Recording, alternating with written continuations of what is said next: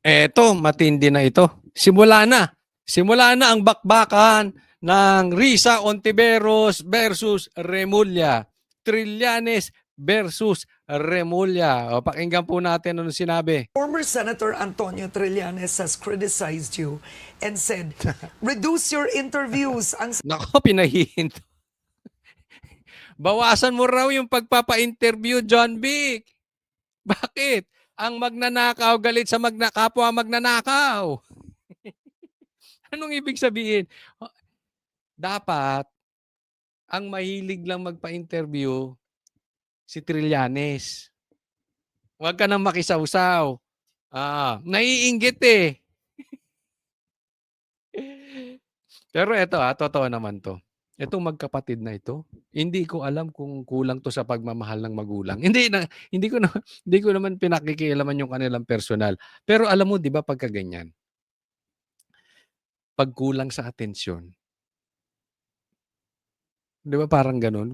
Maaaring minahal sila ng magulang nila pero basta, 'di ba gano'n? Pagka kulang sa pansin, kulang sa pagmamahal. Hindi kasi hindi nung una si Boying sabi ko napaka-OA nito si Boying. SOJ mahilig magpa-interview, naging ombudsman na, ang hilig pa rin magpa-interview. 'Di ba? Preskon ng preskon. Aba napahinga konti yung kapatid naman. Ibig sabihin it runs in the blood. Nasa dugo yung mahilig magpa-preskon. So, ano ba 'yan? Hindi lang 'yan nagkataon. Baka ganito talaga ito, mga ito. Baka nasa lahi eh. Hindi ko naman sinasabi yung buong ang kanila. Baka yung sa kanila, yung siblings, 'di ba? Oh. Ba't ka raw pa-interview ng pa-interview? Hilig nyo sa press con. sabi niya, ang dami na, sabi niya, ang dami na nawawala. Si Bantag, si Leonardo, eto ngayon, si Bato de la Rosa, si Atong Ang. Ayun. Ang daming nawawala. Bakit ka puro pa-interview? Ha? Binanatan, kinakana na. Start. Alam nyo kung bakit kinakana ito? Mamaya explain ko. Ang daming nawawala, hindi naman nila nahanap. So I hope he's doing his job. Ayun. Binanatan. Ang daming nawawala, hindi naman nahahanap. I hope ginagawa mo ang trabaho mo. Alisin muna natin kasi baka ma-copyright tayo, nagka-copyright. Okay, explain lang natin. Etong si Trillanes, alam naman natin bata niya si Risa Ontiveros, di ba? Okay. So, ito si John Vic nagparamdam. Ang aga mo rin kasing nagparamdam na bukas siya para maging presidente. Si Risa bukas din para magpaka-presidente. Sino ba ang campaign manager niya? Sino bang tulak ng tulak kay Risa ngayon? Di ba si Trillanes? Gusto rin kumita nung mama. So, ang magtatalo dyan, sabi pagsasamahin. Ang tanong, sino pipiliin ni Bongbong Marcos para lalaban kay Sara? Anyway, parehas naman kayong matatalo, imposible kayong manalo.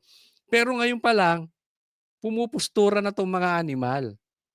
Kaya bumabanat na si Trillanes. Epal ng epal. Nagigets nyo na? Bukod sa galit siya sa kapwa niya, 'di ba? Sabi ko nga ang magnanakaw galit sa kapwa magnanakaw.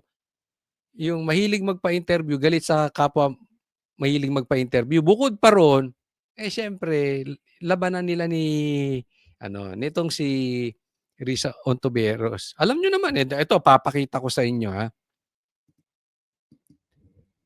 Tingnan niyo ang gaga. Basahin natin. Nakokonsensya ako. Kaya ako tatakbo ng pagka-presidente dahil pinipilit ako ng taong bayan. So si John Vic, bukas sa tumakbong presidente, siya rin bukas. Dahil pinipilit nyo kasi. O sige nga, sa mga manunood dito, sino sa inyo ang pumipilit kay Risa Ontiveros na tumakbo? Sige, taas ang kamay. Sino ang may ayaw sa inyo na tumakbo 'to? O hayaan na nating tumakbo, tutal matatalo. 'Di ba? Grabe 'to si Risa, feel na feel. Baka siya yung pinaparinigan ni Amy na feel ano, nagpipiling presidente. Nakonsensya. May konsensya ba 'to, nagtanim ka nga daw, di umano, ng witnesses? 'Di ba may issue ka pa sa PhilHealth? Tama ba o mali ako? Tama ba o tamang-tama? Nakonsensya ka pa 'no? Pinatayuan mo ng rebulto yung ano, yung Kian ba yun? May konsensya ito, naniniwala kayo may konsensya ito? 'Di ba? Talagang ano, ah, hindi ako nagtatanong lang. Tanong lang 'to, hindi ko naman siya pinagbibintangan. Adik na rin kaya ito? "Ating, anong multivitamins tinitira mo? Ha? Anong substance ang tinitira mo?" Parang malayo ka na sa realidad, eh. Nakokonsensya una, tapos pinipilit ka ng taong bayan. Baka pinipilit ka ni Trillanes at saka ni Llamas. "Ating, nagdadroga ka na?" Tanong lang, medyo ano, medyo iba na takbo ng utak mo, Talagang ramdam na ramdam mo na. Kita mo kung paano niya, galit na galit siya sa China. Isipin mo yung galit nito sa China pero tahimik sa ghost projects. Galit na galit sa China pero tahimik kay Tambaluslos. Hindi mo alam? Galit na galit sa China pero tahimik doon sa mga nagitnap, dinala sa bundok. Nag-iiyak yung nanay dahil yung anak niya kinuha sa bundok, patay, tahimik ka. Galit na galit ka sa China pero yung magnanakaw nasa loob ng bayan natin,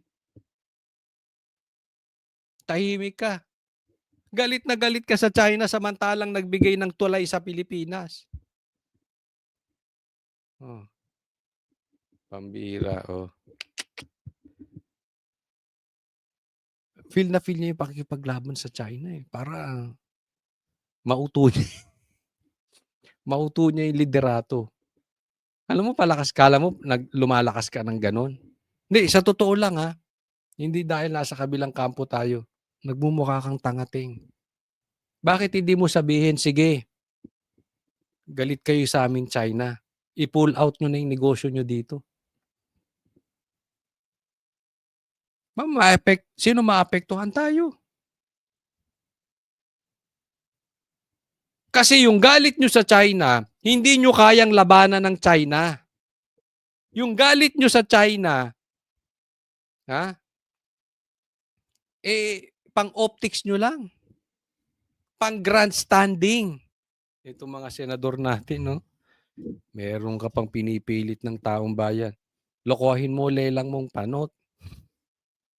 Next po. Tingnan po natin itong mama na ito. No? Anong nangyari sa'yo, Dison? Totoo, anong nangyari sa'yo? Basahin natin yung sinabi niya. Doon sa matabang vlogger na nagpunta sa Ilocos, huwag mo ako pangunahan at siraan. Alam mo bang pwede kitang kasuhan sa ginawa mo na sinabi mong iniiwasan ko yung Ilocos? Alam mo, Dison, kung gusto mo magdemanda ka na lang. Huwag kang nananakot. Magpakalalaki ka. Pangalawa, alam mo yung problema natin sa DPWH. 'Di ba? Wala ka naman diyan dati, So bago ka pa dumating diyan, alam mo masama na ang loob ng taong bayan sa DPWH. Nilagay ka diyan, ang ganda nga nagustuhan. Sa totoo lang, nagustuhan ng taong bayan dahil ikaw daw ay malinis. Hindi ko sinasabing madumi siya ngayon. Sabi nga ni Libiste, naiipit ka lang daw. So hindi ko siya sinasabing madumi. Baka duwag lang. Kasi naiipit siya eh. Hindi naman siya pwedeng magsalita. Pero hindi rin siya pwedeng manahimik. Pero wag mo nang kanain yung vlogger. Ulitin ko. Kasi may naglabas na vlogger eh. Kalimutan ko yung pangalan. Pinapakita niya, ang daming ghost project sa Ilocos Norte. Hindi mo pinupuntahan. Ulitin ko, bago ka pa dumating as DPWH Secretary, galit na ang tao sa DPWH dahil sa ginawa. Diyan nagsimula ang ghost projects. So, nung pinalit ka, ine-expect nila magiging patas ka. Dahil sabi nga nila malinis ka. Can you blame the people? Huwag ka magalit dun sa vlogger. Hindi ko po pinagtatanggol yung vlogger na yun. Ni hindi ko kakilala yun. Ni hindi ko katext yun. Ni hindi ko kagrupo yun. Hindi ko na-meet yun. Pero may punto eh. Masisisi mo ba yung vlogger na yun? Hindi lang siya ang may ganong puso. Taong bayan po. Nagagalit sa'yo. Akala magiging patas ka, Dison. Ang dami mong binisitang lugar. Ilocos Norte, sinasabi na andyan ang problema. Bakit hindi mo bisitahin? Tapos magagalit ka na sinasabing iniiwasan mo yung Ilocos. Eh hanggang ngayon hindi ka nagpupunta ng Ilocos Norte. Be responsible naman. Huwag kang sisi ng sisi. Alam mo, lagi kong bilang public official, leader ka eh. Secretary ka ng DPWH. Assume responsibility. Pag may narinig kang ganun, edi puntahan mo agad. Kaysa mananakot ka ng vlogger. Diba? At isipin mo, oo nga no. Ang dami raw ghost projects. Kahit si Singson sinasabi may ghost project sa Ilocos Norte, ba't di ko puntahan nga naman? Dapat ganun ang attitude. Oo nga, dapat puntahan ko. Eh ang reaction mo, nagalit ka dun sa vlogger. Ulitin ko, di ko pinagtatanggol yung vlogger, di ko kilala. Pero yung galit mo sa vlogger, parang galit mo sa taong bayan. Yan ang sinasabi ng taong bayan eh. Ba't mo iniiwasan ng Ilocos Norte? We don't need your excuses. We don't need your demanda. We need your action. Punta ka na lang. Tingnan mo, totoo ba yung sinasabi nitong matabang vlogger na ito? Tapos ang usapan. Ngayon kung peke, di saka mo i-demanda. Fair enough. Eh public official ka, leader ka, nauna dakdak mo eh. Hindi ikaw na vlogger. Ako na DPWH. Gusto mo rin kumita ko, Choli ah. Hindi. Ayaw ko dyan. Naku, hindi ako papasok dyan. Eh di ba, ba't nauna dakdak mo? Hayaan mo na yung dakdak sa vlogger. Ikaw para gumawa. Yun ang hamon namin sa'yo. Puntahan mo. Kung peke yung sinasabi ng vlogger, i-demanda mo, i-press con mo, peke yung sinasabi ng vlogger. Pero kung tama yung sinasabi ng vlogger, habulin mo kung sino ang mastermind ng ghost project sa Ilocos Norte. Fair? Is that fair enough? Secretary Vince Dizon. Pakiusap lang po. Puntahan mo na. Huwag mo nang dakdakan. Salamat po. Pag-usapan natin itong ginagawa nilang Fall Guy parang ginagawa nilang sacrificial lamb eh. No? Itong si Bong Revilla. Kita nyo, inaaraw-araw na siya sa media. Tapos talagang agresibo sila na ipakita sa taong bayan na patas itong gobyernong ito. Una. Pangalawa, Gusto nilang ipakita sa taong bayan na sila ay ginagawa ang kanilang tungkulin. So, patas at nagtatrabaho sila. Yan po ang, plano ng gobyerno. Paano nila ipinapakita yan?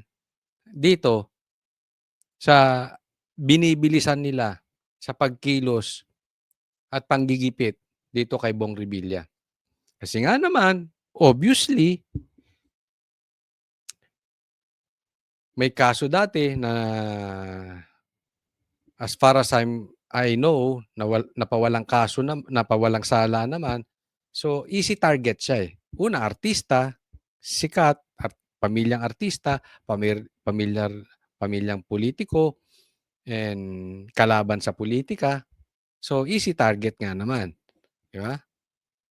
Naglabas na ng sabina ang Department of Justice laban kina Senador Jinggoy Estrada, dating Senador Bong Revilla, at dating DPWH Secretary Manuel Bunoan kaugnay sa mga anomalyang flood control projects. Pinaharap sila sa February 2 at 12 sa preliminary investigation para sa magkakahiwalay na reklamong plunder. Ayon kay DOJ spokesperson Attorney Polo Martinez, hinihintay na lang nilang makumpleto ang receiving copies. Ito pinaharap si Bong Revilla ngayong next week, February 4 ata. Pero pinaharap din si Jinggoy, pinaharap din si Bunoan. Ang tanong dito, bakit kay Revilla nakakulong agad? Nakikita niyo yung difference? Hindi ako sayon na kinasuhan ang hinahabol ngayon mga senador. Hindi po ako sangayon doon. Kaya lang, medyo nagtataka rin naman ako. Bakit mabilis masyado yung aksyon samantalang meron din namang hinahabol na ibang senador? Ulitin ko, hindi ako sang-ayon na bakit senador ang hinahabol. Dapat ang hinahabol mga congressman. Pero among all the senators, si Bong Revilla ang pinag-initan. Diba? Doon pa lang nakakapagtaka na eh. Ba't si Bunuan? Nasa DPWH siya lusot? Hindi iniimbestigahan ng maayos? Laya? Oh. Asan ang due process? Kapwa respondent sa reklamong plunder sina Estrada at Bunoan, kasama ang dating DPWH Undersecretaries na sina Roberto Bernardo at namayapang si Catalina Cabral. Gayon din sina dating DPWH Regional Director Gerard Opulencia at dating DPWH Bulacan District Engineer Henry Alcantara. Isa pang plunder complaint ang inihain laban kina Revilla, Bernardo, Opulencia at Alcantara. Si Alcantara ang nagsabing nagbigay umano siya ng komisyon mula sa flood control projects kina Revilla at Estrada. Si Bernardo naman ang nagsabing nagbigay umano si Bunoan sa kanya noon ng listahan ng mga proyektong posibleng isingit sa national budget. Kita mo ito si Bernardo, may reklamo din dito. Di ba? May kalokohan to. Anong ginawa? Ginawa pang state witness. Party to. Ito, isa to sa mastermind, di umano ha? Oh, isa ito. Ayan ang dinig ko. Oh. Isa ito sa sindikato. Kasabwat ito. Isa to sa mastermind. Tapos siya laya. Siya ang dami niyang nakuha. Nasa bilyon. Hindi ka pwede maging state witness kung ikaw ay isa doon sa mga most guilty. At ang pagkakaalam natin dito, bago ka maging state witness, dapat nasampahan muna ng kaso. At magdi-decide niyan ay ang korte kung papayagan siya maging state witness. Pangalawa, yung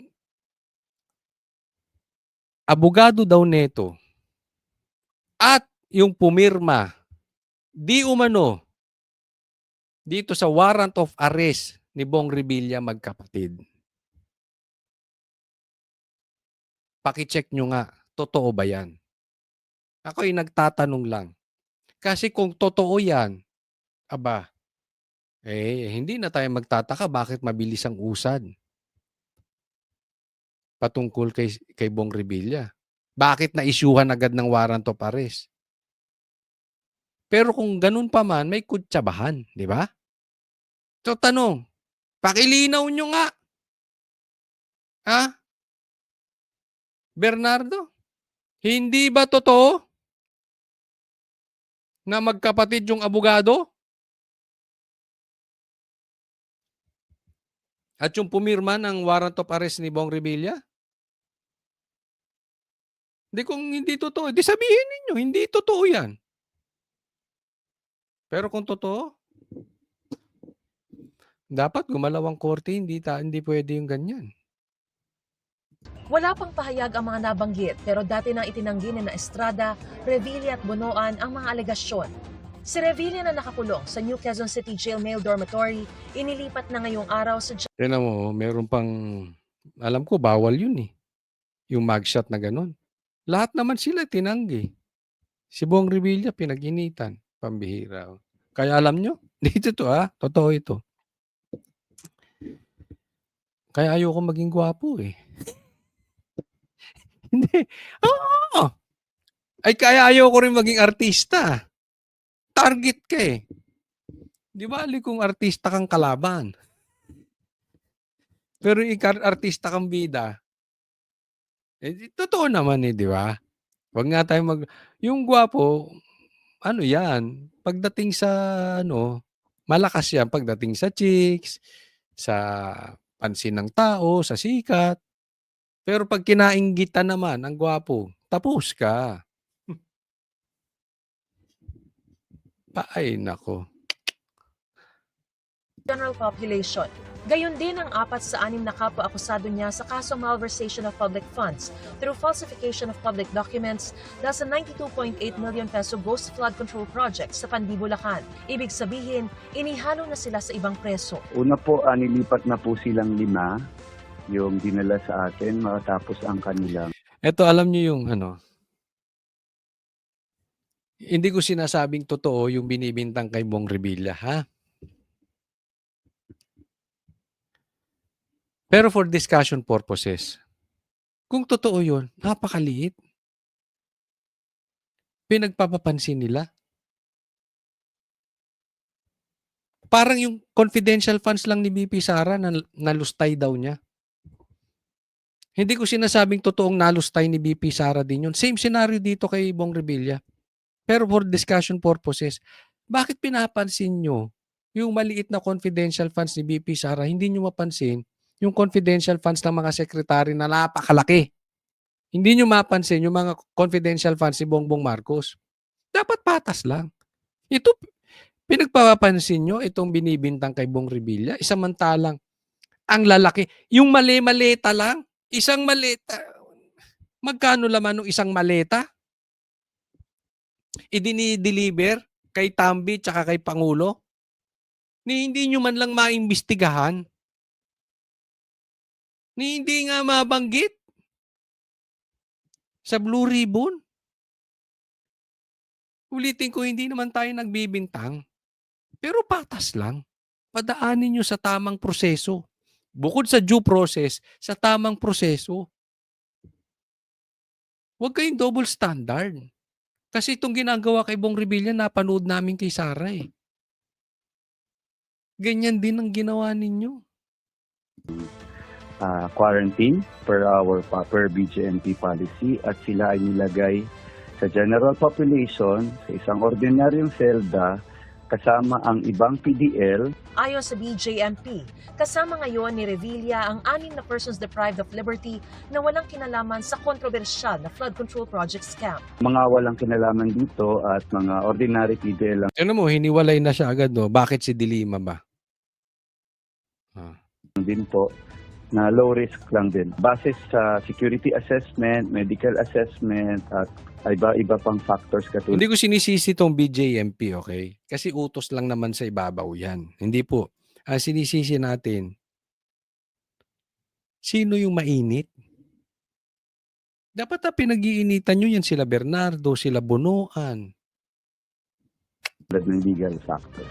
Kanina ay muling dinalaw sa Revilla ng kanyang misis na si Cavite 2nd District Representative Lani Mercado at mga anak na sina Cavite 1st District Representative Jolo Revilla at Agimat Party List Representative Brian Revilla. We're praying that he will be safe. Okay. Nakakakain at nakakatulog naman po siya. All I can say is he's coping and napakahirap din po ito para sa aming pamilya and we're all coping.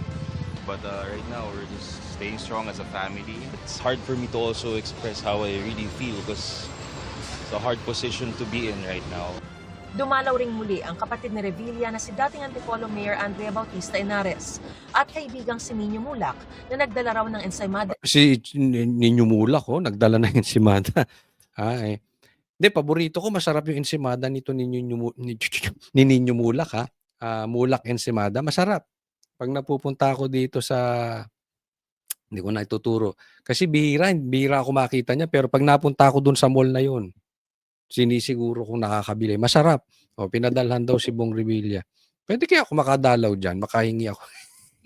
Pambihira ka, manghingi ka pa para ensimada. sa kanya. He's okay. He's good. Tingnan nyo, tingnan nyo ang tanong kay Ninyo Mulak, ha? Tingnan ninyo. Ano ang tanong ng media kay Ninyo Mulak? He's good, he's good. Wala naman po sinabi, pero malungkot lang siya. Kahit sino naman siguro masaya ikulong. Ano sinabi ni Bong Revilla? Yun ang tanong. Wala naman sinabi, basta malungkot lang siya. Tanong ng media, bakit siya malungkot? Yun, ang utak, no? Yan ang tanong ng media. Bakit malungkot? Sakto yung sagot ni Ninyo. Kahit naman sino ikulong mo, malulungkot. Alam ka na, nakakulong ako! Ang tanga. Buang ka nun. Baka nakadroga ka, baka pag tinanong ka ng baka pag tinanong ka na, bakit ka kinulong? Ay kasi ganito. Malungkot ka? Hindi! Hindi! Baka ngingiwi-ngiwi ka na. Sino mang matutuwa sa nakulong? Mas lalong-lalo na, ito masakit talaga to. Yung nakulong ka na wala kang ginawa. Yung nakulong ka nga na may ginawa ka, masakit na eh. Yung kinulong ka pa ng wala kang ginawa. Matindi yun. Kaya grabe itong pahirap ng gobyerno na to. Palakpakan po natin yung media. Ang galing nung tanong mo. Okay, next topic po. Eto.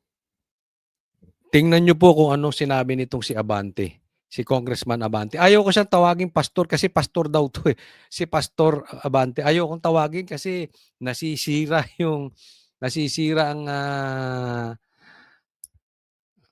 ang mga simbahan pag tatawagin mo tong pastor eh. Pero pakinggan natin to si Kong Abante. I am now calling for those who are guilty of robbing the people to repent. Repent! Repent! That is the cry of every religious leader who is righteous in this country. Ngayon, repent daw. Plastic mo, ting. Una, sabi niya, dapat daw mag-repent yung guilty. Tama naman. Pero tahimik ka eh. Diba? Yung tumulong sa atin na Duterte, yan pa inipit mo.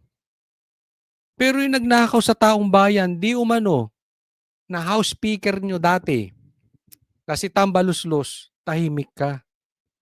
Ngayon maparepent-repent ka. Mga kababayan, lumalabas na maraming kawani ng ating pamahalaan na naikipagsabuatan sa pribadong sektor ng lipunan at kanya-kanya na ang paraan ng pangungurakot. Kanya-kanya ang pamamaraan ng pangungurakot. May ginawa ka ba? Papaalala ko po sa inyo ha. Etong congressman na to, talo. Okay? Nanalo lang to because of Garcia. Talo talaga ito. Pinaupo lang. Dinisqualify yung nanalo, siya ang pinaupo. So, may utang na loob to sa gobyerno. Kaya siya nakaupo. Huwag po nating kakalimutan yan. Magpapasalamat to kay Garcia. Si Garcia, tao ng gobyerno. So, anong aasahan mo sa ganyan? You connect the dots. Nananawagan siya na managot ang magnanakaw. Pero hindi niya binabanggit si Tambaluslos at si Bongbong Marcos. Plastic mo, ting. Wala nang pakialam kung matabunan ang marami nating kababayan ng gumuhong lupa o malunod sa rumaragasang tubig baha dahil sa ghost o substandard flood control projects, magkamal lang ng limpak-limpak na salapi. So alam niya maraming namatay dahil sa ghost projects para lang kumita yung mga congressman. Ulitin ko, may ginawa ka ba? O pinoprotektahan mo pa yung mastermind? Tanong lang, talo ng abante. Mabuti po sana kung ang mabibiktima ay yung mga nangungurakot dahil sila lamang ang dapat, Mr. Speaker. First, secondly, have been blinded and continue to be blinded by the sparkle of money. The Bible remains significant because the state of human hearts at the time it was written mirrors our current condition, which may even be more severe given the extent and complexities of corruption we face today. The Bible warns, and I quote, "For the love of money is the root of all evil, which while some coveted after, they have erred from the faith and pierced themselves through with many sorrows."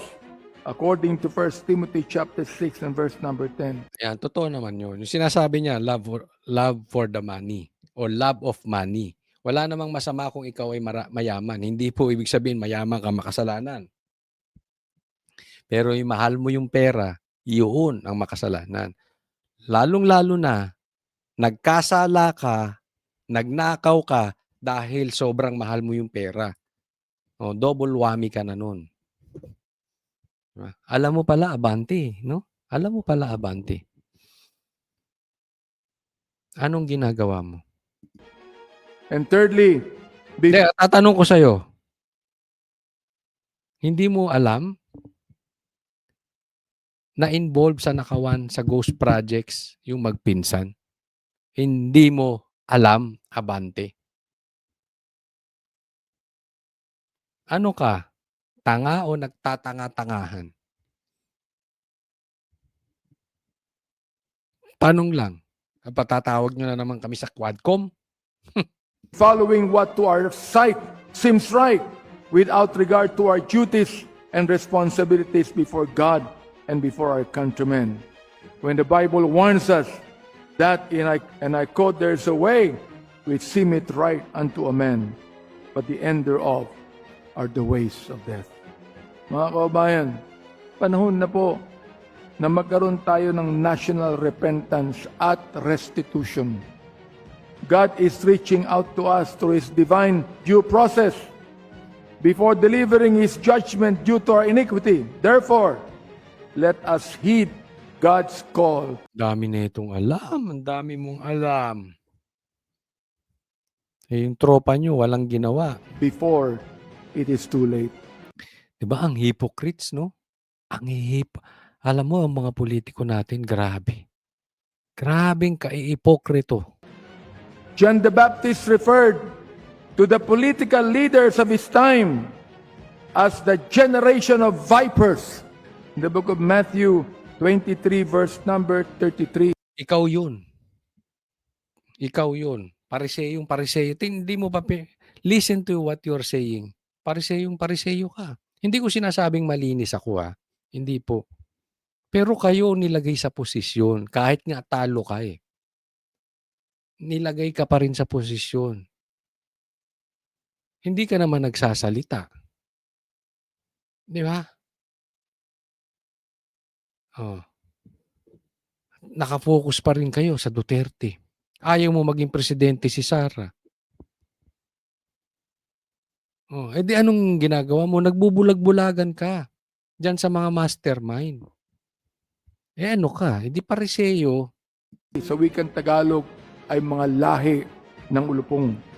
And urge them to demonstrate proof of their repentance in the book of Matthew chapter 3 and verse number 8.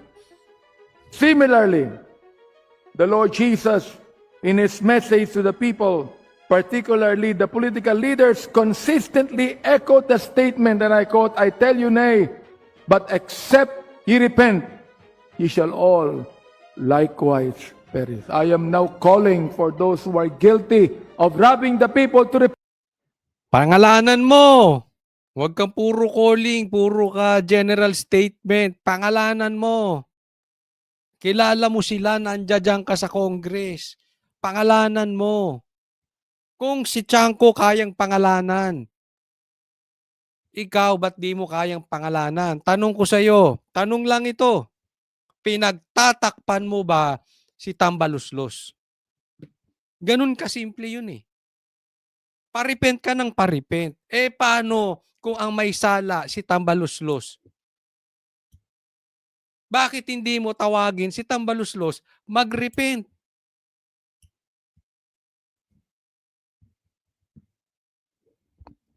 Hindi, apaka-ipokrito mo. Repent! Repent! Repent! That is the cry of every religious leader who is righteous in this country. Ay, nako. Ito po, pag-usapan natin, itong impeachment ni Bongbong Marcos. Alam naman natin, ito ay lutong Macau. Alam natin na kaya lang ito isinampa para dun sa 1-year bar rule na madi-disqualify din to. Ika nga, itong impeachment na ito ay parang dead on arrival. Pero hanggat may buhay, may pag-asa, di ba? So, tingnan natin. Kasi posible ring may magandang mangyari dito. Papanurin po natin. Sa Lunes, 2 ng Pebrero, tatalakayin ng House Committee on Justice kung sufficient in form and substance ang dalawang impeachment complaint na inihain laban kay Pangulong Bongbong Marcos. Pagsasamahin pa ang unang reklamong inihain ng abogadong si Andre De Jesus at ang ikalawang reklamo ni Teddy Casino, Liza Maza, Renato Reyes at ilang pang individual. Kapag sufficient in form and substance, ay isasagawa ng hearing kung saan ipatatawag ang mga complainant, mga witnesses at pati na si Pangulong Marcos na tumatayong respondent. Ayun! Okay. Papatawag si Bongbong Marcos kung sufficient in form and in substance. Substance. Pambihira. Anong substance yan, no? Bongbong Marcos, ano kayang substance ang pinag-uusapan dyan, ano?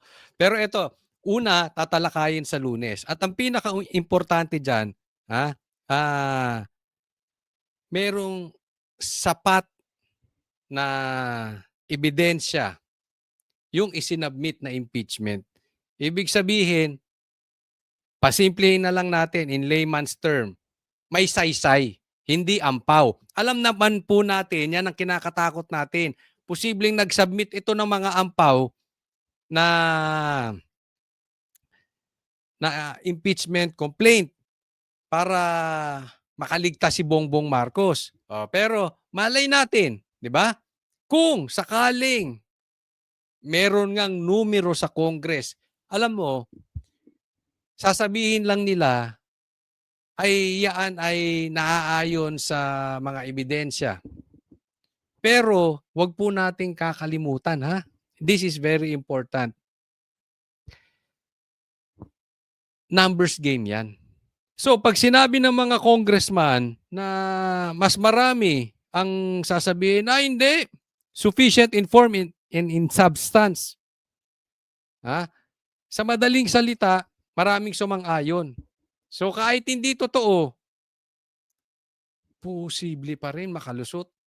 Di ba? Kahit ampaw yung sinabmit, kung talaga may numero tayo, posibleng ma-impeach si Bongbong Marcos. At ang matindi niyan, ipapatawag si Bongbong Marcos.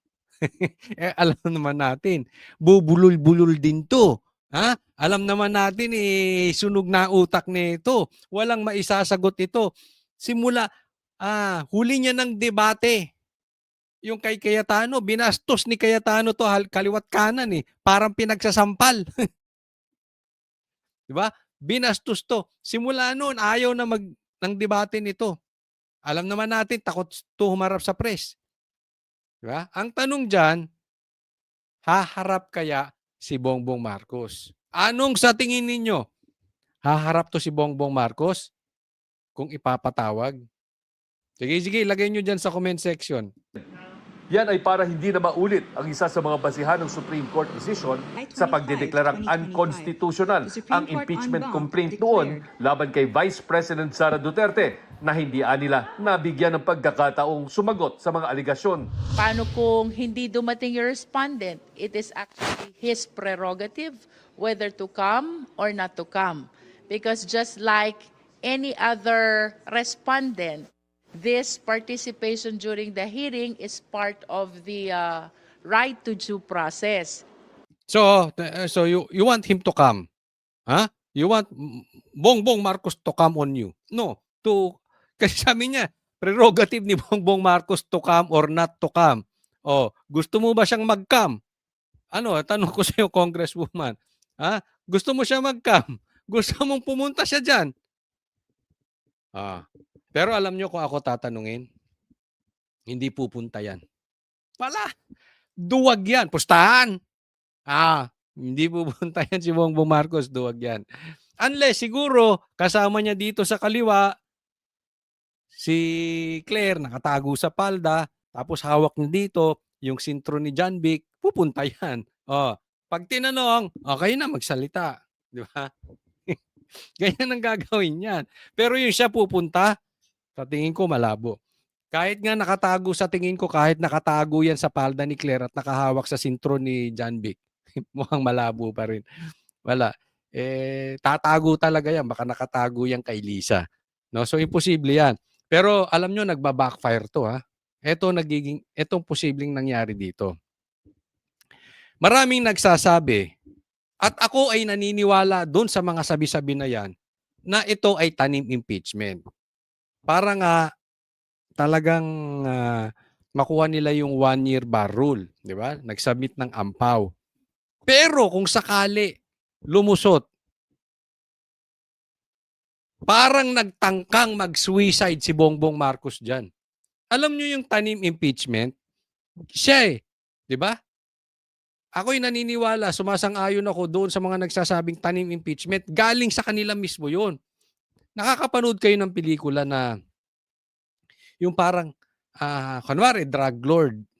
O isa yung pulis, 'di ba? Napapanood niyo 'yun sa mga pelikula. Isa yung pulis doon sa mga drug lords o protector ng drug lords. Anong gagawin niya?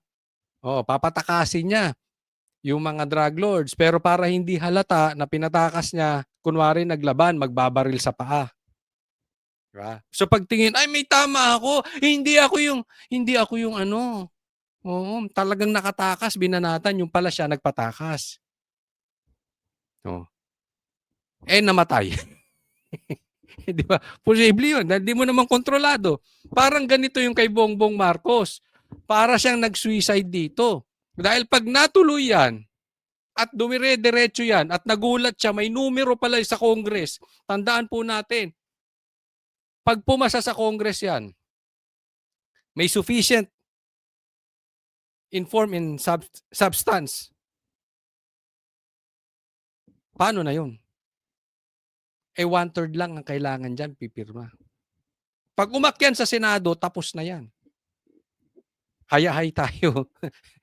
Nawala yung salot sa mundo. Diba? Hindi natin alam. Diba? Baka na-underestimate ni Bongbong Marcos. Pero, alam nyo mga kababayan ko, may awa ang Diyos. Ipagdasal lang natin. No? Ipagdasal, wag niyong ipagdasal na mamatay. Wag yun. Hindi gagawin ng Panginoon yung pagka masama ang ating puso. Wag. Ipagdasal po natin na ma-expose yung mga tiwali. Ipagdasal natin na mahuli yung mga magnanakaw. At ipagdasal natin na matanggal. May expose, matanggal yung mga involved sa ghost projects at mapanagot. May awa ang Diyos. Malay natin, ito yung tulay. Right to due process. Pero para kay Caloocan 2nd District Representative Edgar Erice, mas magandang humarap ang Pangulo. Mahalaga din sagutin niya para maliwanagan ng taong bayan dahil nakikita ko dun sa ang pinakamahalagang sagutin niya yung allegations ng Makabayan Black na talagang nagkaroon ng problema yung 2023, 2024, and 25 national budget. Yun, ang lupit nun, ano?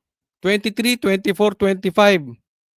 Nagka-problema. Ang lupit mo, Bongbong Marcos, hindi ka pa na... Yan ang problema sa kasalanan. Eh. Pag hindi mo napuna, magle-level up ka. Tapos magle-level up. Parang droga. Hindi ka nasita. Level up, level up. Parang sugal. Hindi ka nasita, nanalo ka, level up, level up. Yan. Ay, tinuloy-tuloy ni Bongbong Marcos hanggang 25. Pero sabi niya, sabi nitong mama na to, mas magandang ipaliwanag niya. Tama naman. Mas magandang ipaliwanag niya. Kaya lang, malabo yan. Kilala niyo si Bongbong Marcos, malabo yan. Hindi yan pupunta. Dahil na-refer na ang impeachment complaint sa Justice Committee kagabi, wala nang ibang pwedeng isunod pang impeachment complaint laban sa Pangulo sa loob ng 1 taon. Hindi sinama ang reklamo sana ni na dating Congressman Mike Defensor at Attorney Ferdinand Topacio na dinala nila noong January 22 pero di tinanggap dahil wala ang Secretary General. Dinala rin niyang kahapon pero walang kongresistang gustong mag-endorse dahil tinakot umano ayon sa grupo. Ayun, teka muna, okay? So dalawang naging problema nito. Okay? Yung third, ito yung may substance. May Tagalogin natin, may saysay. May lalim yung impeachment na isinampa. Etong sinampa nila Singson, yung at Defensor at yung grupo nila. Okay, yan yung may saysay. Ang problema, hindi tananggap nung last week. Tapos kahapon, ipinasa, di umano, pero walang kasi kailangan may mag-endorse na congressman. Walang nag-endorse. At ang sabi, tinakot. So dapat yan malaman natin. Hopefully ma-interview ulit natin si Singson o si Topacio. Malaman natin, dapat masagot. Totoo ba na tinakot? Totoo ba na walang nag-endorse? O baka hindi lang tinanggap? Dapat maliwanag po yan sa publiko. Kasi kung tinakot yan, malaki talaga problema nitong gobyerno ni Bongbong Marcos. Iisipin nyo, takutan na. Ibig sabihin, pag may takutan nang nangyayari, guilty. Di ba? Bakit mo tatakutin? Kung sasampahan ka ng kaso, kung wala ka namang kasalanan, di hayaan mo lang siya. Diyan pa lang makikita na natin kung nagnakaw si Bongbong Marcos o hindi. Diyan pa lang malalaman natin kung kakampi niya ito mga congressman at yung pinsan niya. Di magkakasabwat sila diyan kung may takotang nangyari. Sana malinaw itong grupo nila Singson. Dinala rin niyang kahapon pero walang kongresistang gustong mag-endorse dahil tinakot umano ayon sa grupo. Binigyan ng Constitution ang Justice Committee ng 60 session days para tukuyin kung may probable cause o matibay na basihan para ituloy ang impeachment. Kung meron, isusumiti ang committee report sa House Plenary. Kung aprubahan ito ng 1/3 o 106 affirmative votes, ay pwede na itong iakyat sa Senado para sa impeachment trial. Ayan yung sinasabi, no? So kailangan may probable cause. Obvious naman.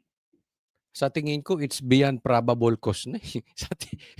Sa aking opinion, beyond reasonable doubt na talagang paano lumusot yung maanumalyang budget na yon? Dahil sa akin? Dahil kay PRRD? Dahil sa taong bayan?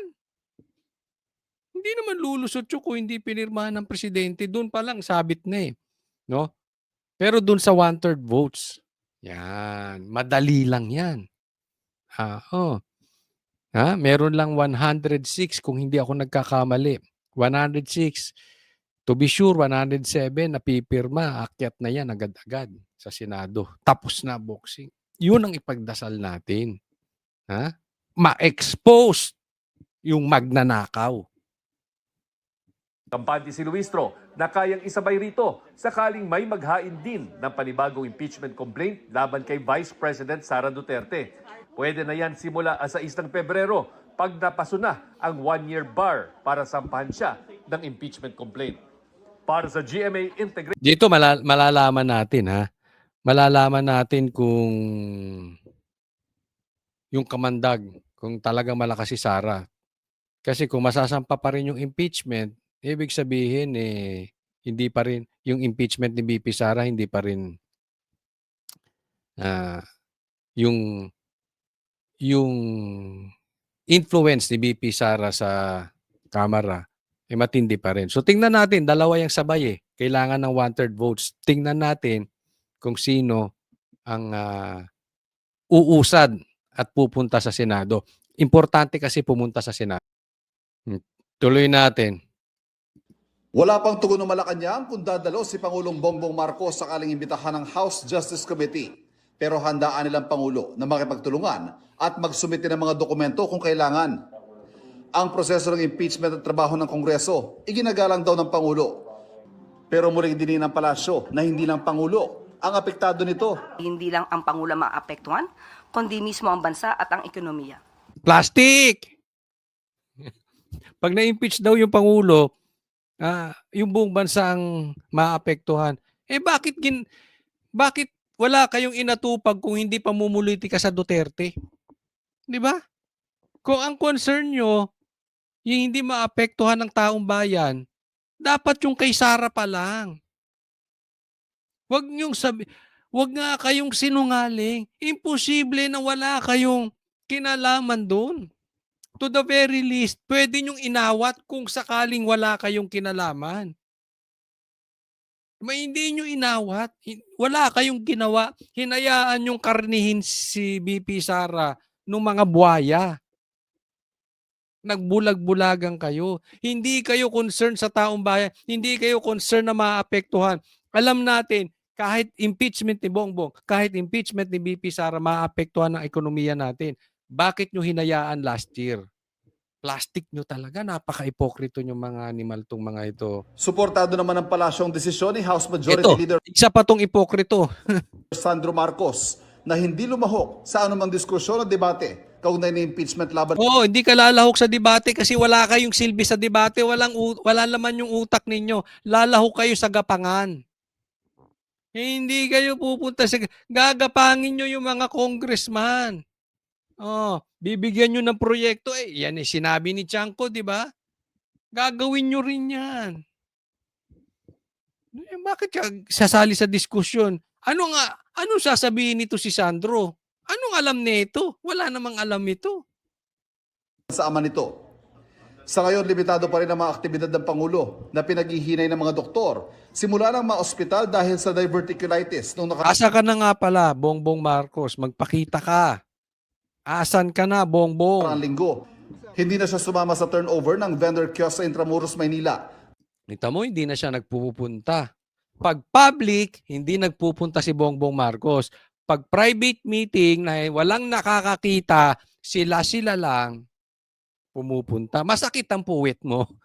Hindi, yan daw ang sabi di ba? Yan yung isa sa nagiging cause. Yung pagdumi. Masakit pa rin ang puwet ni Bongbong Marcos.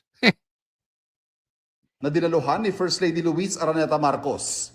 Sa palasyo lang din ang kanyang schedule para sa gawad parangal sa mga kawani ng gobyerno bukas ng umaga.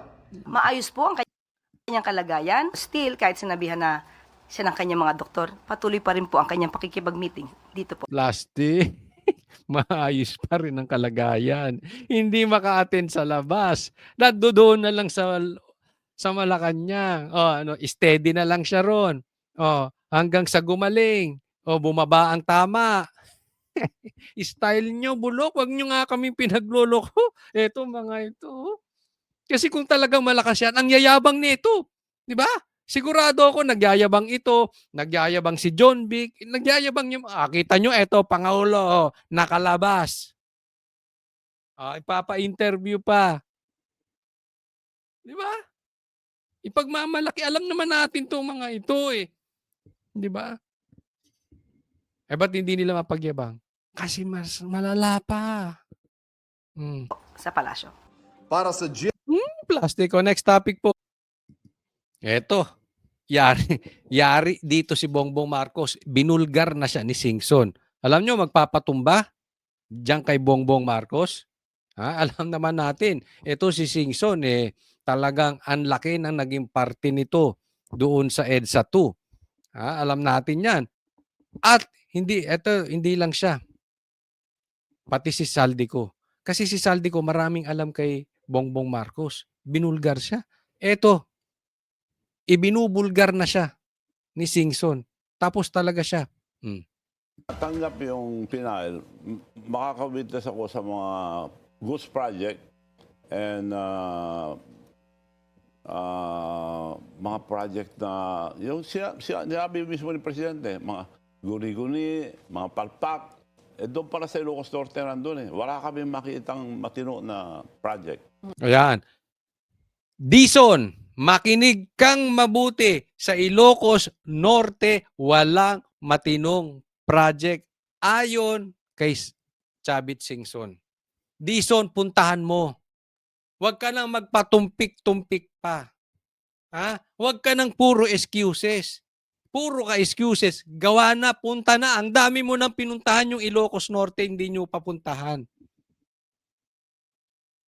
Kasi si Saldico, ang palusot nitong mga animal na to, kailangan daw muna manumpa bago makapag-testify. Bago maging witness. Dito, yari sila dito kay Chavit.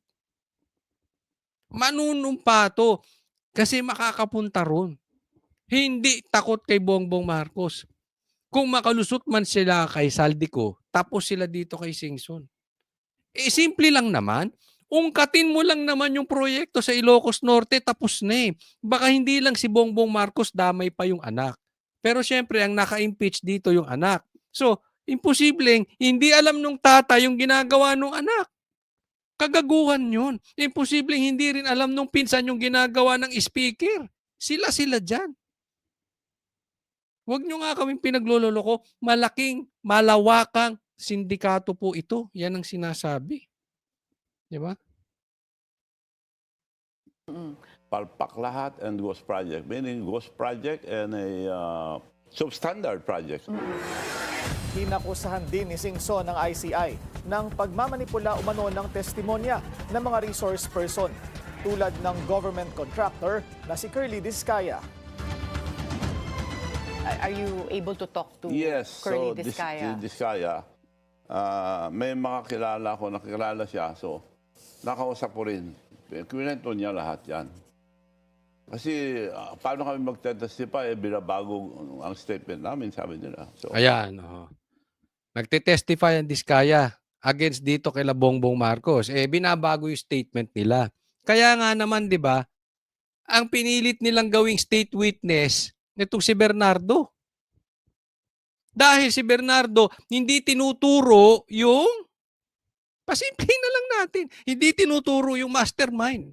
Sino tinuturo nitong si Bernardo? Yung fall guy. Gaya ni Bong Revilla. Inggit Yung Discaya na tinuro, itong sila Saldico, itong tinuro ito sila Tambi,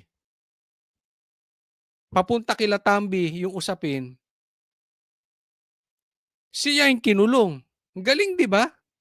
Yan yung exactly sinasabi ni Libiste. Pag nagsasalita ka laban sa gobyerno, ikaw ang kinukulong. Pero pagkakuntsaba ka, laya ka. Sige, tuloy nyo lakaw. Sige lang. dapat sila ang testigo dahil sila nakakaalam mga binigyan. Manatiling nakatutok. Next po. Ito, pag-usapan natin tong bakla di umano. Di umano ha, di umano. Tingnan natin. Kasi kakampi nito media. Sangayon kayo doon. Kakampi nito media. Bakit? Walang panama si Leviste sa media na may last say umano sa mga politiko. Una na ring sinabi ng kongresista na tila nasa de facto martial law ang Pilipinas, bagay na tinutulan ng senador. Paano raw kasi mangyayari ito kung si Leviste pa mismo ang naghain ng libel complaint laban kay Palace Press Officer Claire Castro?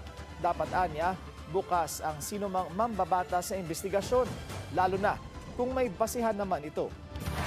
Manatiling Grabe, ano? Ang sabi ni Lacson, okay, huwag ka raw makipag-away sa media. Kasi may last say ang media. Abay, bakla nga ito. Bakla nga ito. Di ba?